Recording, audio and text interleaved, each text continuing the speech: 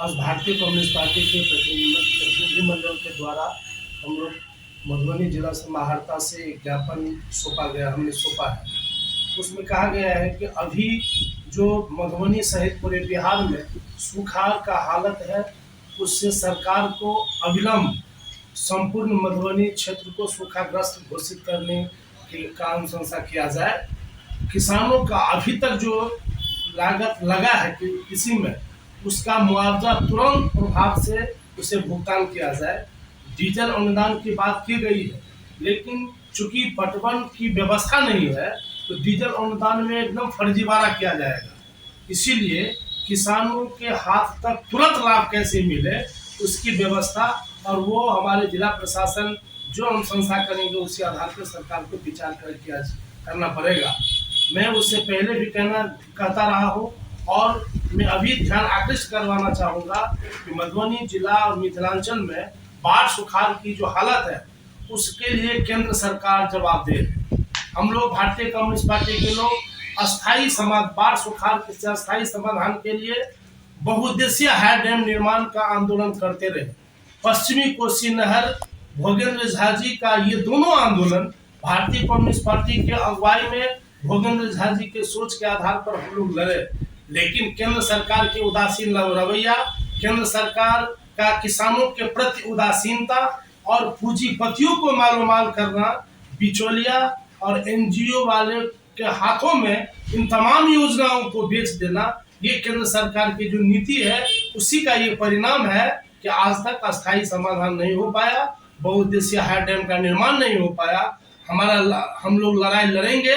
इस अप्रैल में भी हम संसद भवन के सामने में धरना किए थे बहुउद्देशीय हाई डैम निर्माण को लेकर। पश्चिमी कोसी नहर का जो ब्रांच नहर है उसमें उसके निर्माण में जो अनियमितताएं हैं, पश्चिमी कोसी नहर के मुख्य नहरों में जो अभी उसकी मिट्टी उड़ाही में जो अनियमितताएं है, कल हम लोग को क्योटी में जो प्रमंडल के एग्जीक्यूटिव इंजीनियर हैं विकास कुमार जी, उनको ज्ञापन दे के आए हैं कि अभी उड़ाही जो आप खाना पूर्ति का करते हैं उसमें स्थल निरीक्षण किया जाए। हम लोगों के साथ चलिए आप विभिन्न ब्रांच नहर में जहां पानी मुंह तक है लेकिन आगे हजारों एकड़ जमीन सूखा पड़ा है, वहां उससे आगे वो नहीं जा पाता है। आपके विभाग के द्वारा जो इंजीनियर का एस्टिमेट बनता है वो एक कागजी घोड़ा है और उसमें पैसे की बहुत बड़ी लूट होती है।